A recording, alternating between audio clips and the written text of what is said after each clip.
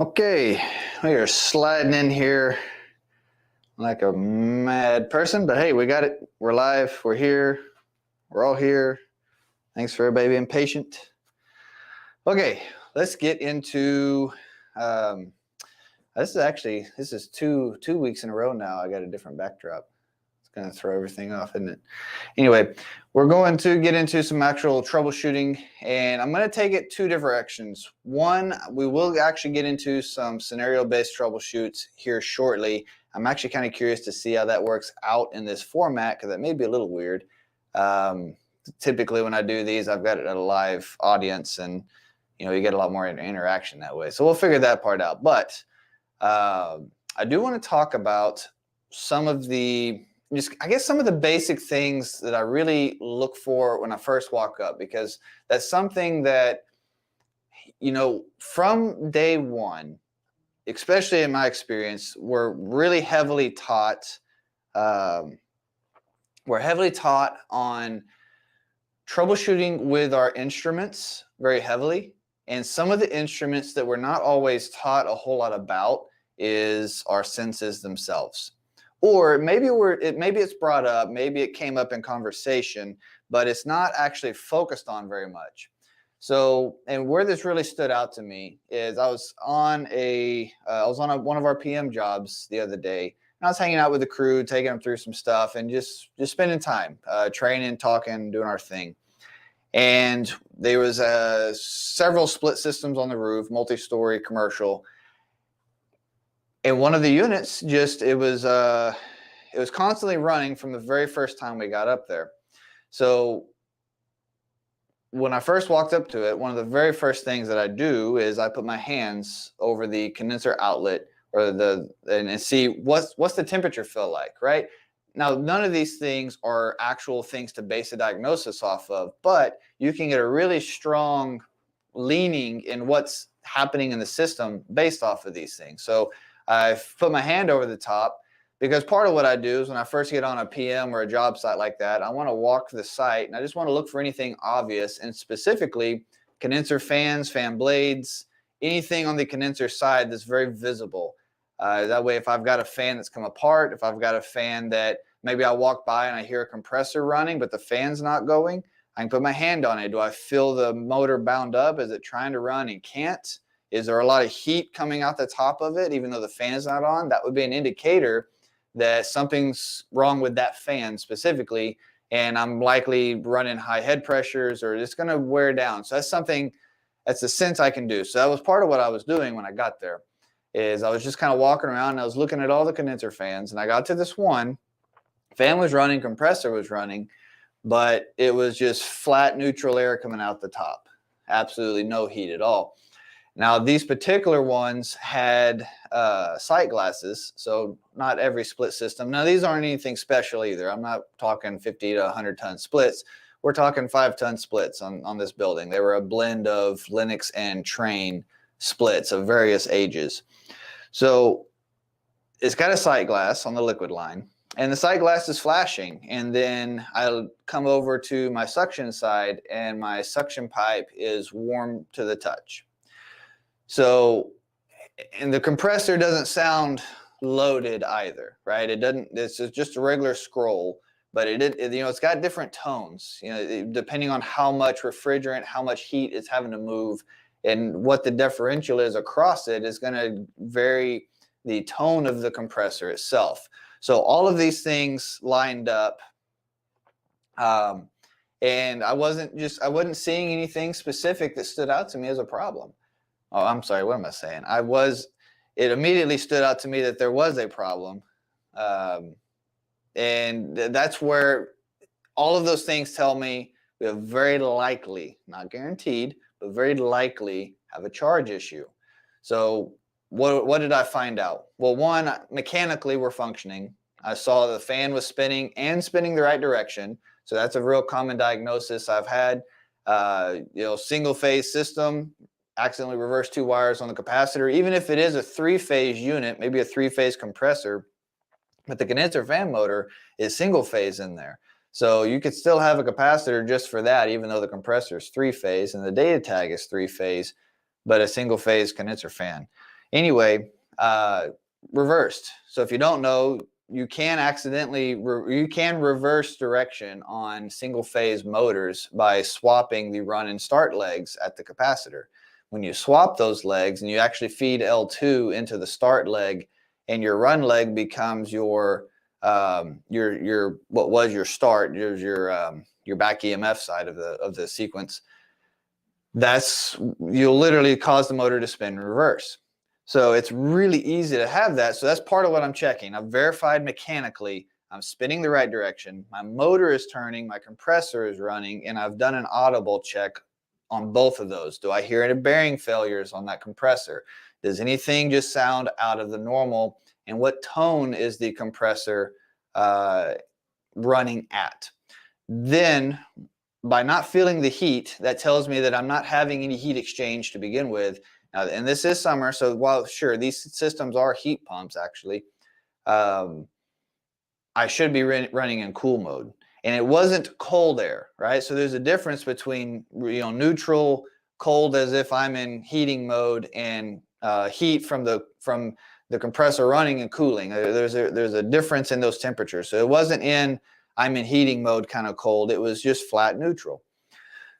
So my very next thought takes me over to the liquid line. So by putting my hand on the liquid line, even if I didn't have the sight glass, I could see visibly in the sight glass that I was not moving liquid refrigerant. So there's another sign something's wrong. And then by grabbing the liquid line, I can feel that it's quite warm to the touch, which would tell me that I'm not moving, whatever gas is moving through there is still superheated. It did not get properly de-superheated by the coil to be able to condense back into a liquid. Well, then my thoughts are, okay, I'm either talking restriction at this point, or I've likely got a charge issue. So coming over to the suction side, it's not sweating, it's not cold, there's no condensation, it's just a dry suction that's honestly a little bit warmer than ambient was at the time to the touch. So all of these things gave me a very clear direction to go with before I even put gauges on the system. And this is part of how we can troubleshoot any system, whether it be on the chiller side, an air handler. When I first walk up to any unit, or if I'm doing a walkthrough inspection of any kind, part of what I'm looking for is, I'm sorry if my focus is wigging out here. Hopefully it's not too distracting. I keep seeing my camera shift.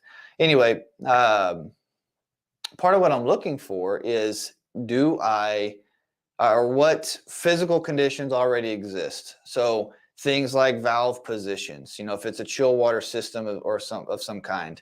So your valve positions are going to play a heavy hand in how the system's operating. So that's part of what I'm looking at. If I walk up to a machine, say a chiller, for example, and I see that one of my valves is dramatically choked down, and then I go over to, or say they're not choked at all, well, then I go over to my panel and I start looking at some of the readings, and I'm seeing some weird evaporator readings, for example. Well, that might be an indicator to me that, somebody may have tried to make an adjustment at some point, and that can help me lead to a certain direction. Now, the alternative is, if the first thing you do is you just want to walk up, throw your sensors on everything, or your gauges, if you're pushing analog, and you start taking readings immediately without even doing a visual and a senses analysis, you might not notice little things that could start to help you explain. You start to see the readings, especially if you're not overly comfortable with how to interpret readings on a deep level yet. Then now you're trying to interpret readings without all the data. And one of the things that can help you many times is by getting more usable data. It can help make the readings themselves make more sense in the first place. So yeah, visual inspections. That's where doing mechanical checks. Do I see all of my fans running? Do I have a fan that's fallen through into the bottom? That same roof, actually a year ago, that actually happened. Different unit altogether. But one of the condenser fans, a little 5-ton system, it had a bracket inside, and the bracket broke and it fell down and was just sitting in the bottom. Now, thankfully, it didn't tear anything else up, but it was just, that one's a very obvious example. But when you start working on larger systems, let's say an IntelliPack or a Voyager, where these fans and these things aren't quite as obvious, you got to put a little more work into getting to those things to see what their state is, what their condition is.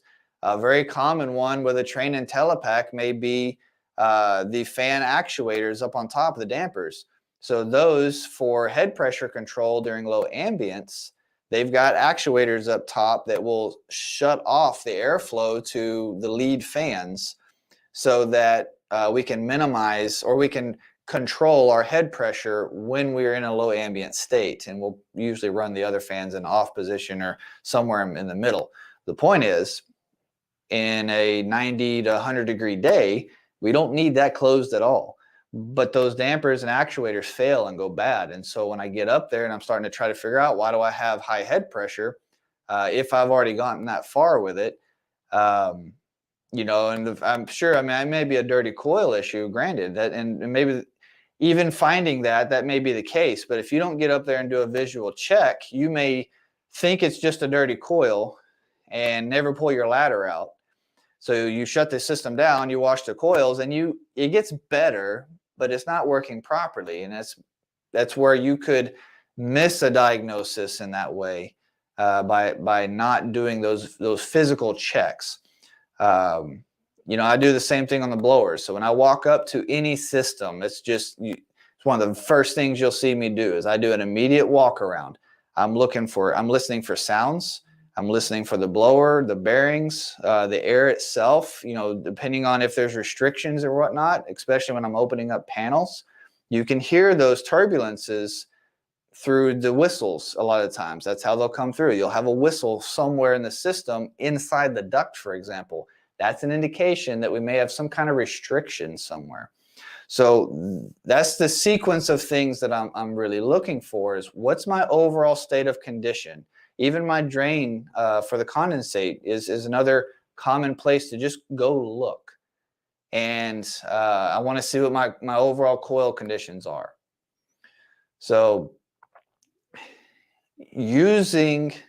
which, by the way, following back up, that system that I started with, that was the issue. It was a low charge. And then we had a separate system right next to it, actually, that it was actually it had just enough refrigerant to where it was able to cycle, but the heat rejecting out of it was barely warm coming out of the fan. So again, we're verified fan rotation, fan direction. Compressor sounded okay, wasn't super loaded though, but the air was just kind of sort of warm. It wasn't significantly warm like I would have expected it to be given the ambient we had. And our liquid line was flashing. Now it was enough to where the first system, it was not even flashing, I wouldn't even say, right? So when you're looking through the sight glass, a system that's flashing, there'd be a bunch of bubbles, or the whole thing inside of the sight glass would be this almost white, milky looking bubbly substance, if you will. That would be a sight glass that has a heavy flash to it. Where the first system it was more dramatic, if you weren't careful, you would almost think it was a full glass, because at a full glass, it just looks clear. But there are some key indicators. So for one of the things I look for is as a low point in the sight glass, you'll see just little collection points of maybe where there's just a tiny little bit of refrigerant just sitting there, or you'll see some oil. You'll see some oil spots, and they'll kind of be streaking a little bit. If that sight glass is full, those things aren't going to be visible. But you have to put a flashlight, and that's why I rarely recommend have a good flashlight on you to where you can, I'm going to get there, guys, I swear, where you can actually check the inside of that glass, because that's part of what got the guy. So I asked him, I said, hey, come over here. How does the system look while we were there? and none of them put a light to the sight glass. I'd already gone through and I'd done my own preliminary, so I knew what I was looking for and I kind of knew what to expect. And none of them put it on there. And I specifically asked, well, how does that sight glass look? And from the shadow it was in, it honestly looked okay. You really couldn't tell. It was, the sun and everything was just right, where you wouldn't think it had a problem. And so then I put my flashlight to it, and then they could see that it was very foamy inside the sight glass. And when we got to looking deeper, that one as well had a charge issue. So it was functioning better. All of these are TXV systems, but these are just, again, it's a preliminary. You can know what to expect when you hook up to it, and you should have an expectation already when you throw your gauges on it. That way, you've got a strong baseline of what you think you're going to see. And if you don't see those things, then we may have an issue, right? So one of the really challenging ones I've ran into is when you start dealing with oil migration systems. So I've had 5-ton split one time. This is building in downtown Austin. It was going, what was it? 6 or 7 floors down. They did not install P-traps, and I was having a really low evaporator superheat and saturation. The coil kept freezing up, and it had been having off and on issues for a long time, and just people had problems with it. So I ended up getting on this call at some point, and I'm going through the steps, and I thought, okay, well, maybe I've got, because I had low superheats, I had low saturation, but I knew my charge and everything should have been okay. And I could not, or I went to the evaporator coil, and my thought is, okay, well, something must be happening at the evaporator coil. It must be something on the airflow side. I cleaned the coil, and it was an open return, and I felt like the return they had, because it's kind of funny what they had done. It was an open return, but for noise, they put a ductboard plenum on the return side, and then they left this tiny little hole for the return air. So I ended up cutting a larger hole for the return air to come through to give it a little more breathing room, just into the ductboard where they were drawing through. Took care of all those issues, still didn't make enough of an improvement. And I was running, I think my external static, once I finally took the time to check it, was less than 1/2 inch, which was perfectly good for this system. Now, keep in mind, this is on the first floor. I'm on the roof. What that led to, they didn't put risers in the system. So every floor up, they should have had a suction riser coming up to help with oil return. That didn't happen. This was kind of a tricky troubleshoot. The way that I figured it out was my last resort option out of everything I had to test was oil migration into the evaporator. I ended up pulling the condenser fan. It would have been the L1 for the common. So I pulled that, and I manually cycled the fan, and I ran my saturation at about 120. Now, keep in mind, this was a fairly mild, and it was probably about 90 or so degrees out, but it was a newer condenser. It wasn't that old.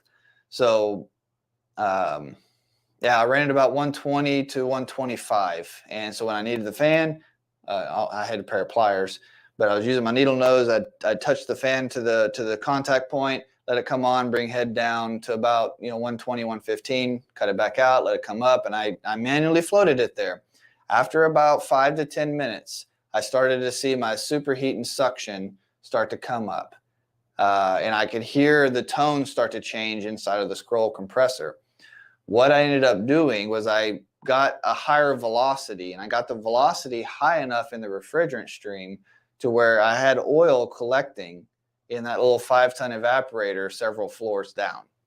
And in order to get that oil to push out of there and come back, I had to get more velocity than it really needed, or it should have needed if it was done correctly, to push that oil back to the compressor. So that's why I heard the compressor tone change.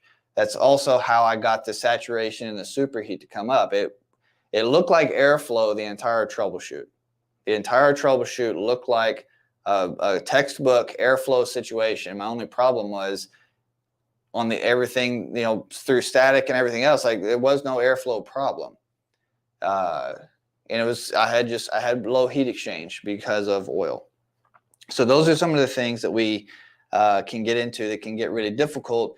And that's something where, taking those base senses, right, still plays a part. Walking up to that one, I've got an extremely cold suction line that's sweating more than it should, which would tell me that I possibly, so I was in like beer can cold territory. That means I'm pushing that flooding back, first of all.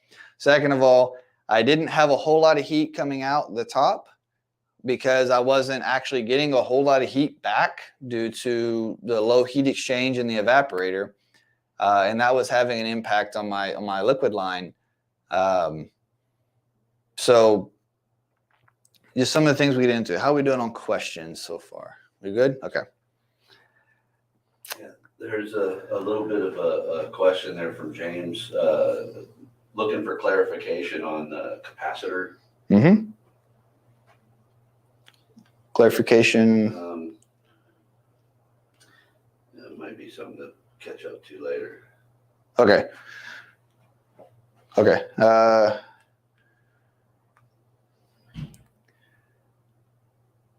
Let's see. Don't you just have a regular run capacitor 2 terminal for a 3-phase system on a dual capacitor? Nothing to reverse. So you might have misunderstood or. You won't have a dual capacitor. That's correct. Right. It won't be a dual capacitor, but you can still swap your fan legs. So, okay. Let's draw it. Let's see if I can draw it.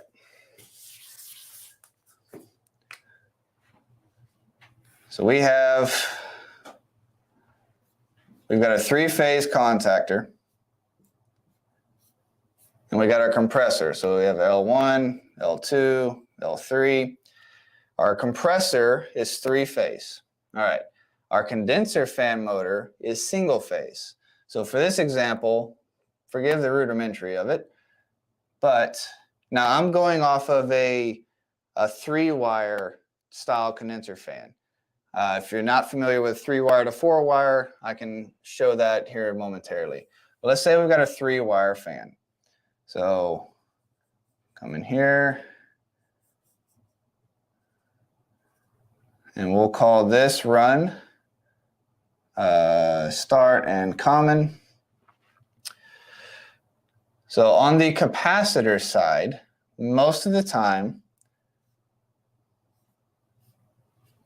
we're going to have the run terminal is going to tie to one side of the capacitor, and we're just going to pull a leg of power and tie to that. Now this would be a jumper wire coming from the contactor to the capacitor. It could either, and this run leg can either tie to the contactor leg itself, or so instead of both of them connecting at the capacitor, they both could connect over here, and then the jumper would come to the capacitor. Doesn't matter which way it goes, power flows the same.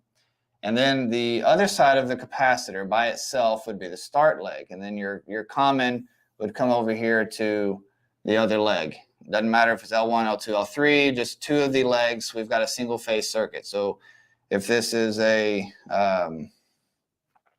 so any 2 legs here would create our single phase we're looking for. So if this would create a proper rotation on the fan. If we swap these 2, And so our start now ties directly to L3 in this scenario. And our run comes over to the other side of the capacitor by itself. This will create a reverse phase condition in the motor, and you will spin backwards. And this is only a 2-terminal, a regular capacitor. So in a 3-phase system or single phase, 3-phase, it's irrelevant. It's a single phase fan motor. The compressor can be whatever it wants to be. So this will create your reverse phase. Did that help? 3-phase fans and split cap fans. Yes. Yeah. So if we got if we have a 3-phase condenser fan motor, we're not going to have a capacitor. 3-phase systems don't use capacitors. So we can, that's how that would be. This wouldn't be a conversation at all. You would just have your L1, L2, and L3 terminals, or your UVW terminals here at the motor. This is specifically referencing 3-phase setups.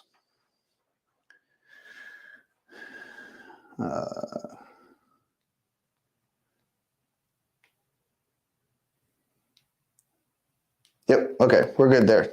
No, not a problem. This is why we're doing this, guys. This is exactly why we're doing this. To just, there's a lot. So that's just something that we forget sometimes. Is there's a lot in this industry. There's a lot to remember, and it becomes very overwhelming really quickly. So that's why these kind of refreshers and these things are really important. So that, one, the things, it's like Brian Orr says all the time, sometimes the things you forgot to know in the first place, right? This is how we bridge that gap.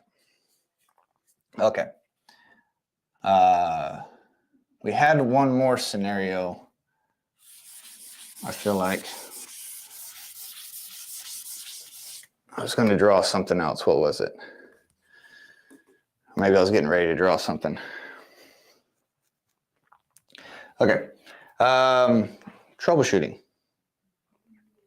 So let's go through a couple of quick situations. If there are any specific questions on just kind of some general stuff, now's a good time to start throwing those in there. Otherwise, how we're going to try to do this, I'm going to throw some parameters on the board, and let's see who can work through what the issue is, and then I'll try to explain it the best I can as I can. Yeah, this may be a little weird, but all right, let's say, so your goal is to diagnose the system. I'm going to give you the parameters. So we have our indoor, outdoor,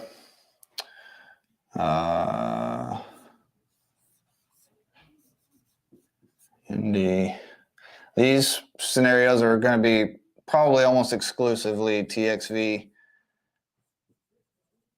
We have our compressor. Okay. Coming through here.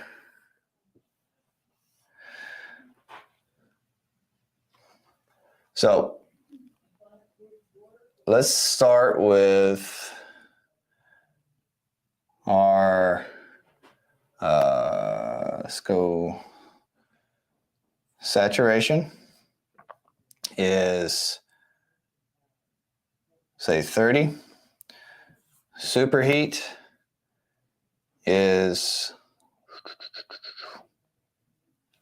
30. We have a,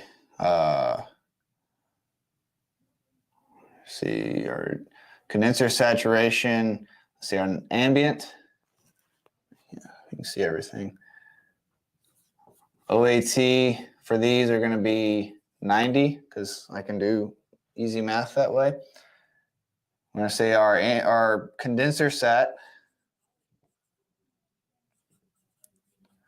is, our evap. Condenser sat is, let's go 95. That may be a little dramatic, but we'll go with it for now. our discharge superheat is pushing 50. And our subcooling is running, we'll say 1 degree. Okay. If you haven't already, let's see who can get it. So if evap saturation 30, superheat is 30 on the suction, condenser sat 95. We have a discharge superheat of 50 and a subcooling of 1 with a 90-degree outdoor. I could give you indoor splits if you wanted. Let's see some guys get in there. Who can get this first? Is the condenser subcooling section harder to understand?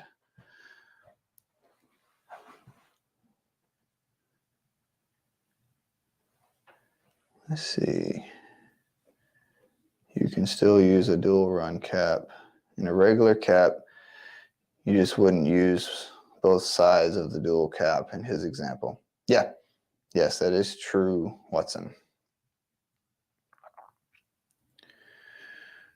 Come on, guys. Even if you're wrong, it's okay. What do you think it is? Or start speculating. Because part of what I'll do, and how I've typically done these, even on the wrong ones, let's walk through the scenario as to why it's wrong. This will only help everybody. So when you start to look at this, what are some things you could guess? Could it be restriction maybe? So this is part of the troubleshoot process. We have to start with something. So what are the possible options here? We could deal with restriction. We could have a airflow issue. It could be charge, over or under. Could be low ambient.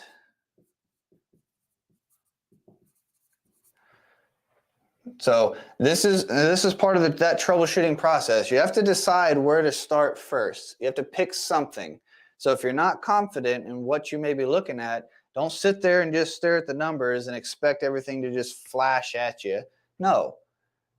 You sit there and say, okay, well, these are kind of weird. Something doesn't look right. What could it be? You know, and so restriction, you know, that's a common kind of first step. Do I have a restriction? What would I be looking for if I had a restriction? So first of all, I'd be looking for elevated condenser saturation or condenser pressure. Basically the same thing. So I've got a 95 over 90. That's only a 5-degree split on my saturation. That's not as high as I would expect. I have a low subcooling, which could mean low heat exchange. But a lot of the times with restrictions, it's not uncommon to see some kind of weird subcooling numbers, especially if you're taking this reading after the dryer. So you may see a 20-degree subcooling if you're taking the reading after the dryer, for example. With a restriction, though, I mean, we would expect, I mean, this is about par from what I would think it would be. A lower evap sat, a higher superheat, and because we're not moving as much refrigerant, we have a higher discharge superheat.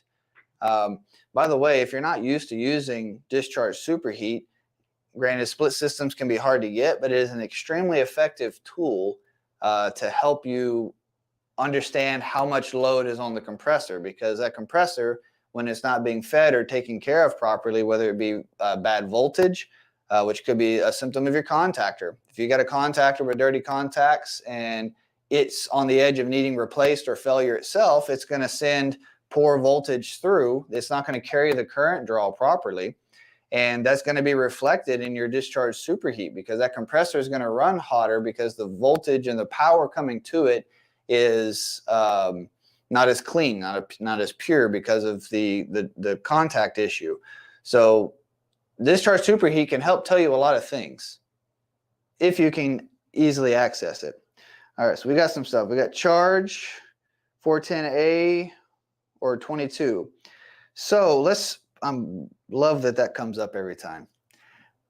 Does it matter? What if I said it's 134? What if I said it's R290? Does it matter what the refrigerant is at the end of the day? When we're talking in generic terms, right? We're not talking a specific chiller. We're not talking specific equipment. We're just saying if this was a 5-10-ton split system or RTU, regardless of which, refrigerant or the refrigerant itself ultimately doesn't matter. What matters is what is our temperatures doing? The refrigerant gets us what we need to know, which is we have a temperature relationship of 95 on saturation and 30 on the evap.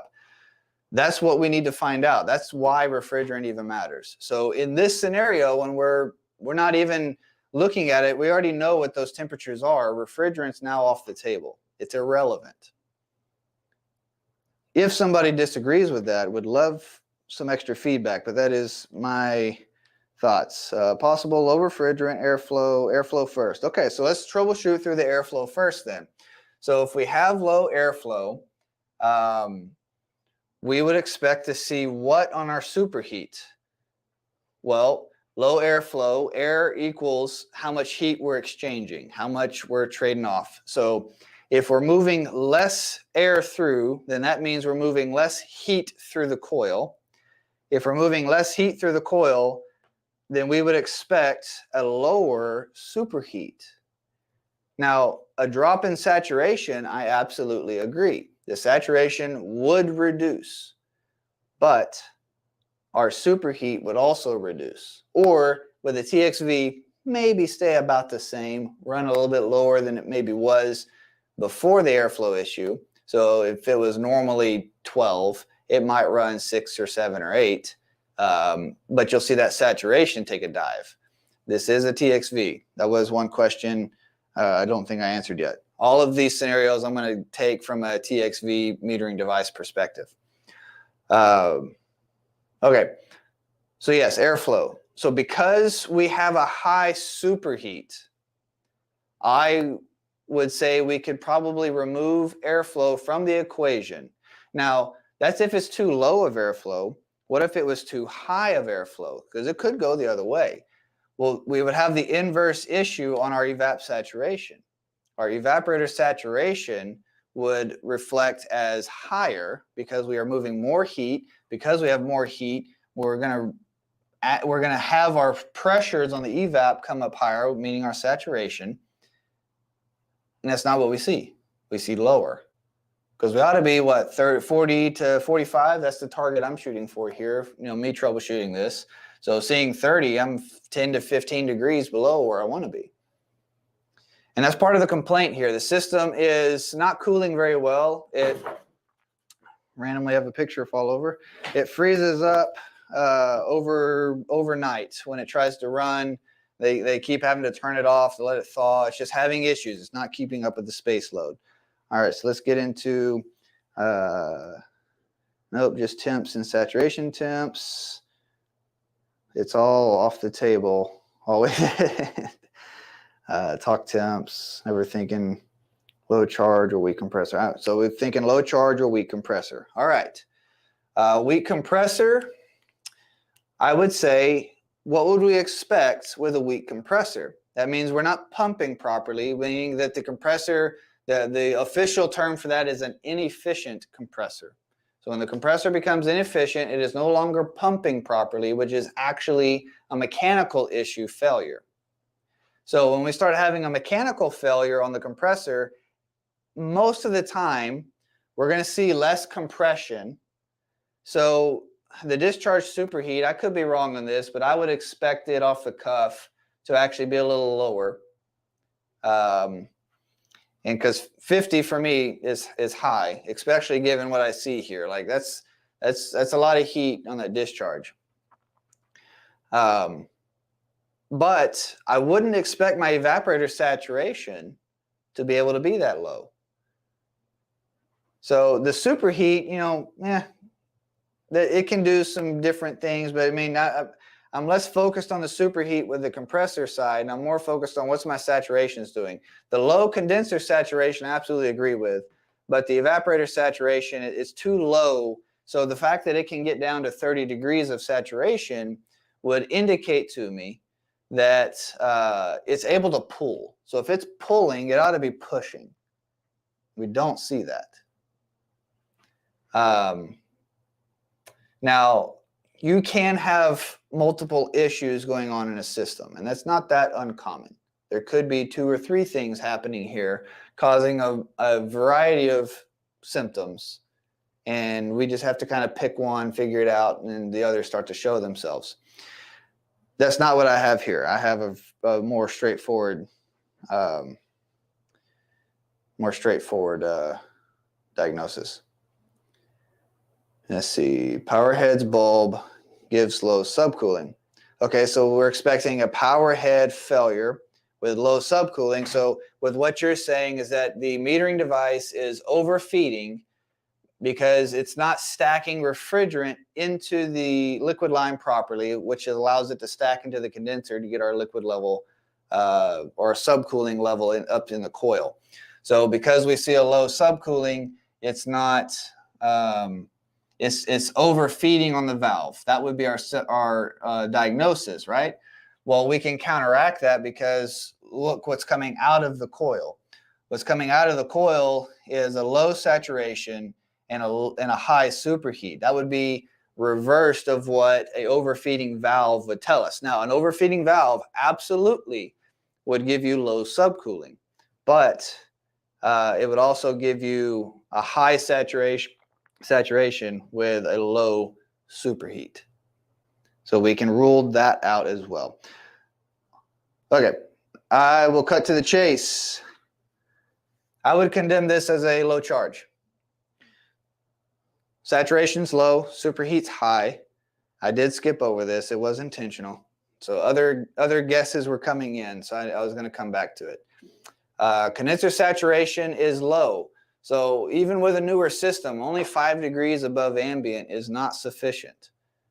We should be at minimum 10 degrees, if not 15 to 20 in some cases.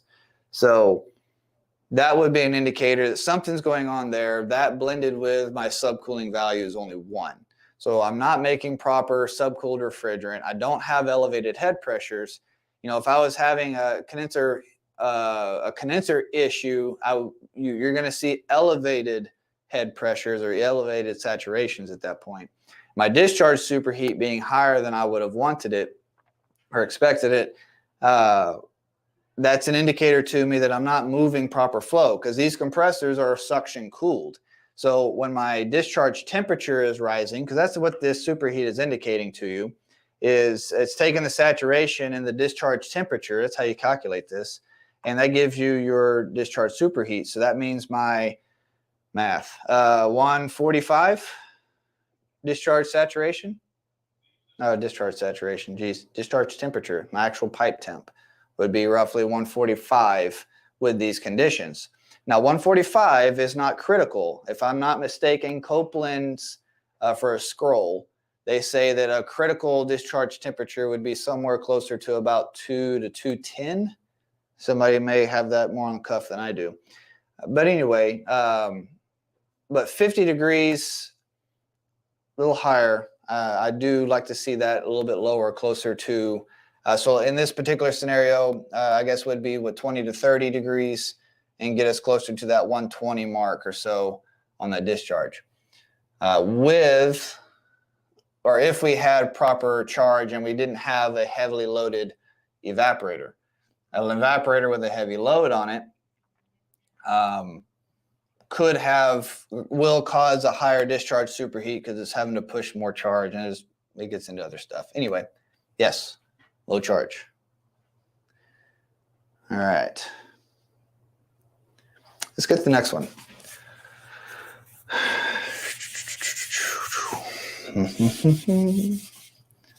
We'll stay at 90 outside. Because, you know, easy math. I may change that to 100. That's easier math. I'm not a math whiz. I do have a guy, you know who you are, who is my math whiz. When I really need something, I call him. Let's see. we are going to go. Let's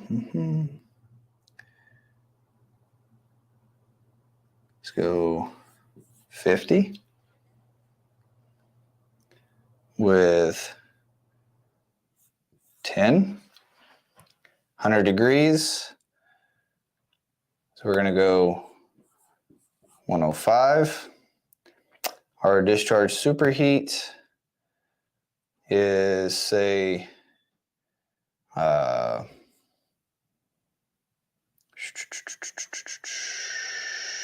that would come out to, let's keep it at, say, 40.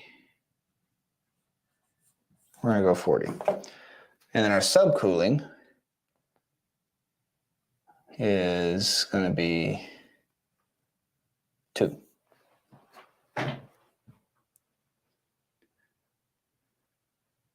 Yeah. Maybe a little extreme on the numbers, kind of looking at it here, but you get the basic idea. Okay, start throwing some stuff at me. Let's start talking through them. What you got? Again, we have to pick something. We can, part of the point of this is we're not going to get it right off the bat. So we have to have our kind of workflow, and this is where, when we do our physical checks, we're checking the fan temperature and how much air we're feeling against the condenser or push on our hand. That's a physical check. That kind of gives us a direction. Are we exchanging heat at all? Then we can grab our liquid line. How does it feel? If it's hot, very likely we have a low subcooling. Not guaranteed, but very likely. Our suction line, is it warm? Is it cold? Is it even condensating? So these things help give you some kind of indicator as what you might start with. What are the conditions you want to begin with out of square one? All right, so we got restriction. Okay, so with a restriction, now I'm going to follow that up. Restriction where? Because that's a fairly broad. We could talk about each one, but do you have an idea? Where do you think the restriction would be in this system? We typically think of a restriction in our liquid line. That's our most common go-to. So we got overfeeding valve.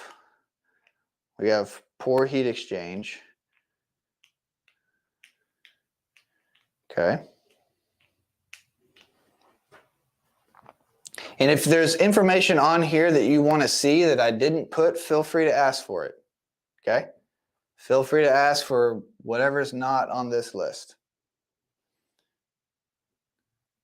That's part of taking readings. Our baseline when we walk up, your absolute basic readings basically should be what's here. You need to know ambient. You need to know your saturations. You need to know your superheats and subcooling, or specifically a minimum evap superheat and at minimum liquid line subcool. Discharge superheat is optional. It's not absolutely necessary.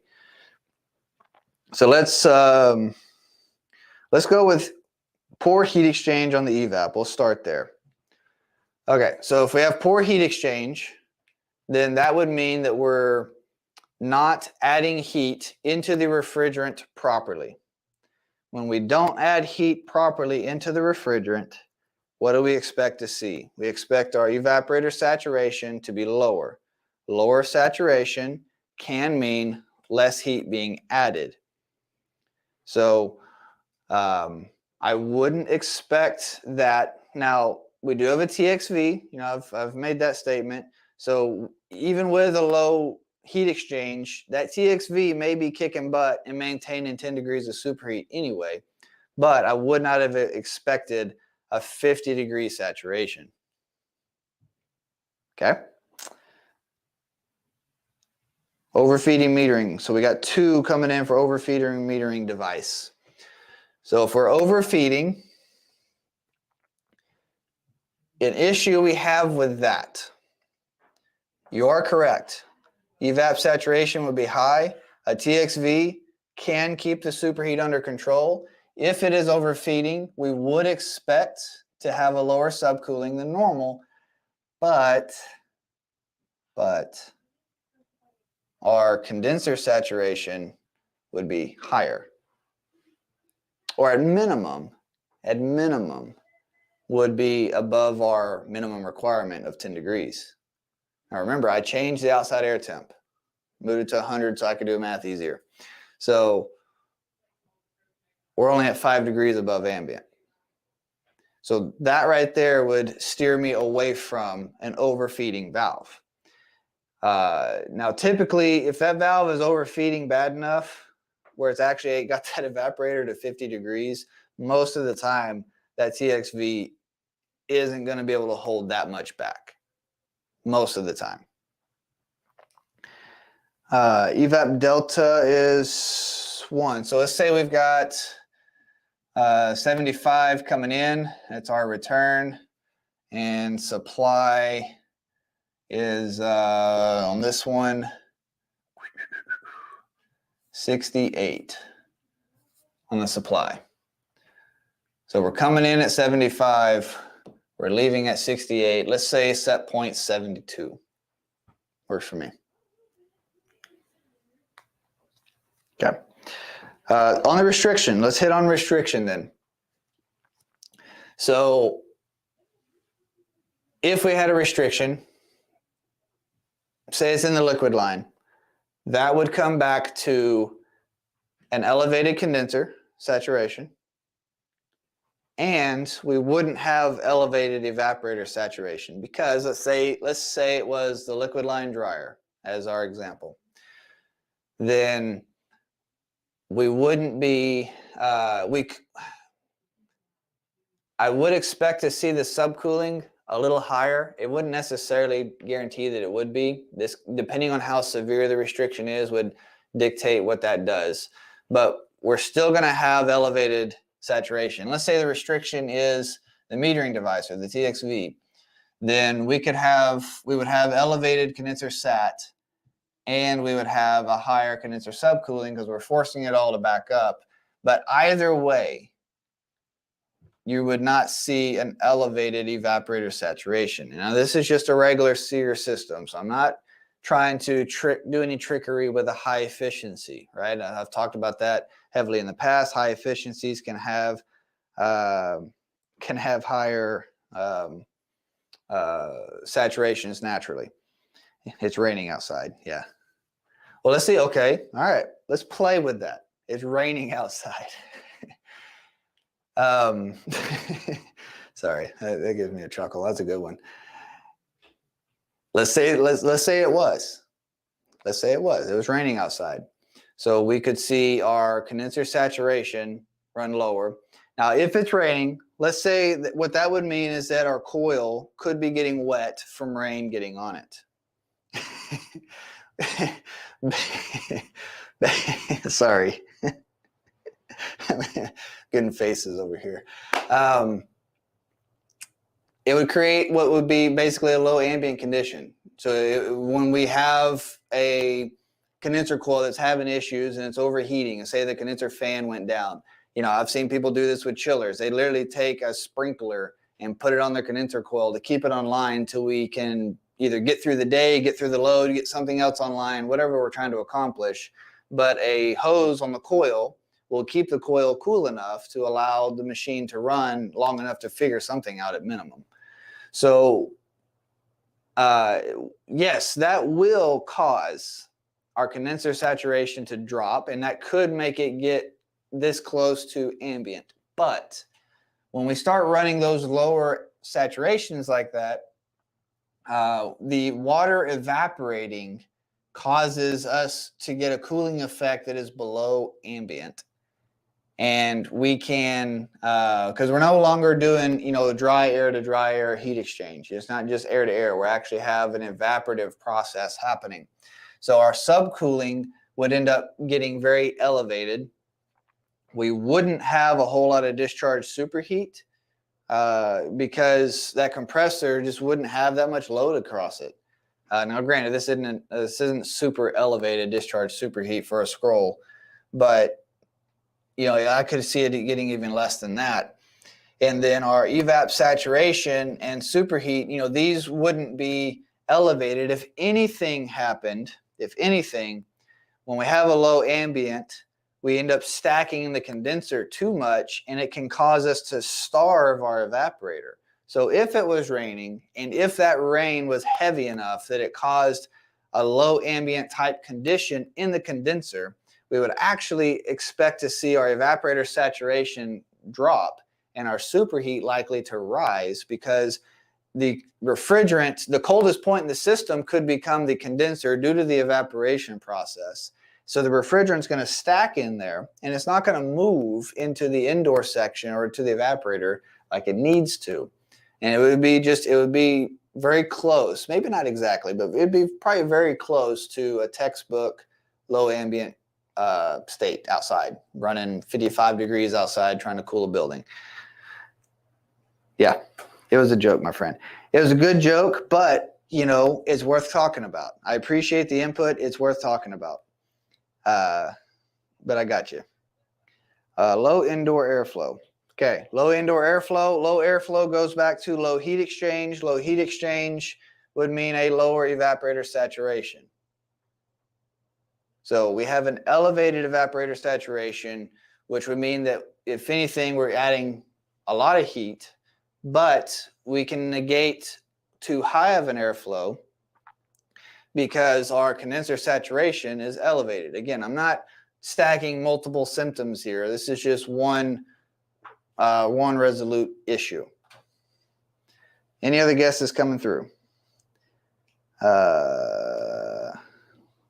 Maybe it's my old friend, inefficient compressor. All right, go Joey. Yes, inefficient compressor. Why? Lower condenser saturation, elevated evap saturation. TXV is doing its job with 10 degrees of superheat, and we're not making very much subcooling. And we're not processing a whole lot of heat out of the air on the evaporator. This compressor is not compressing properly. So, yes, you got it. Good job. What's our time looking like? It is time, actually. Dang, these things go so fast, man. So fast. That's why we do multiple at this point. Final questions. Any final questions? We do need to move on. Everybody's got to get back to their day, including myself. If we got any final. So the overall premise of this, I wanted to talk about some basic troubleshooting practices, some of the readings, and essentially everything I said throughout this whole troubleshoot process, I want you to take away that this is actually the conversation that goes in my head. I start engaging myself in this conversation, and I create a list in my head of, okay, these are my top picks. I think these are my most likely symptoms, or not symptoms, but diagnosis. So, okay, I want to diagnose it as this. I'm thinking this may be the issue. I'm going to roll through all the parameters for that diagnosis. In the early days, when I first started to try to this was just my natural way of doing it ultimately, that focus is jumping, man. It's not happy in here. I used to actually write this down, and I had what I had was I took one of those little heat pump PDF things I got mine through school specifically, and I printed that out and got it laminated. And then I carried dry erase markers, actually identical to these. I carried little dry erase markers, and I used that to write all my symptoms so that I could see it. So I'd go through, take my readings, write everything out, and I'd physically look at it, and then I would write down the possible outcomes that I was thinking may make it. And so then I would take, and I'd just start with the first one on my list. So, okay, if it was a restriction, here's what I should see. And then if I could confidently erase that one off the list, I would check it off and I'd move to the next one and then the next one. And eventually, if I got one that matched the symptoms, I say, okay, this one here, so let's say it's airflow. Well, I can make a strong case for airflow. Can I make a strong case for charge or low ambient? All right. So I'd work through those two and what I would expect to see. And if I did get to where I wasn't sure if it was one or the other, that's when I would start maybe trying to do some experiments. I would affect the airflow. Maybe I go change a fan speed. Maybe I go do a little cleaning on one of the coils, change a filter. I start doing little things, just little small, simple stuff that I understood at that time to see how it impacted the overall operation. And that usually was just enough to where the two things I was stuck between would start to sort themselves out, because the conditions would change, which means the overall readings would change, and they would shift in just the right way where I could pick one over the other. So that is what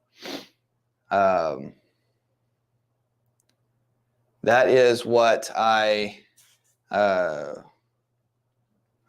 sorry, I'm checking the comments.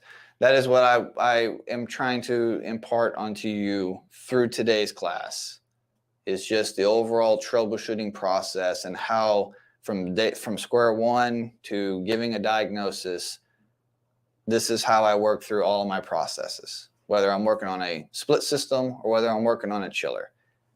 Irrelevant, I go through the same process.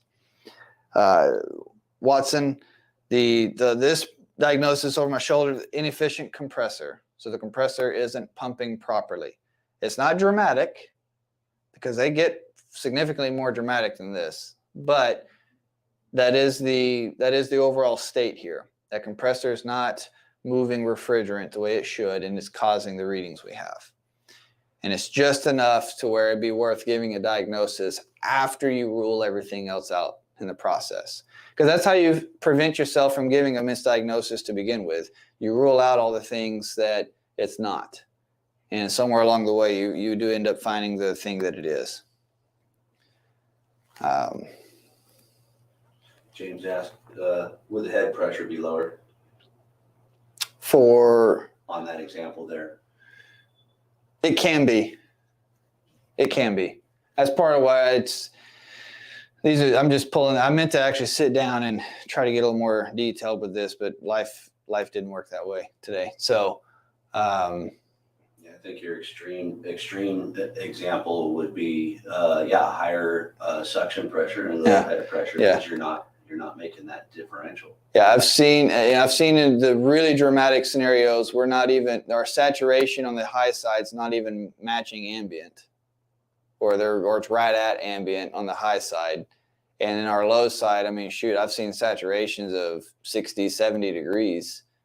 That's a real extreme. Like, a compressor quit working a long time ago kind of thing. Just nobody said anything, or they didn't realize what was happening. So that's part of my point. And that's where, I was trying to give y'all, trying to create conversation. We're good. All right. Appreciate everybody. We'll see you in a couple of weeks. Hope you got something out of it. I'm going to check out.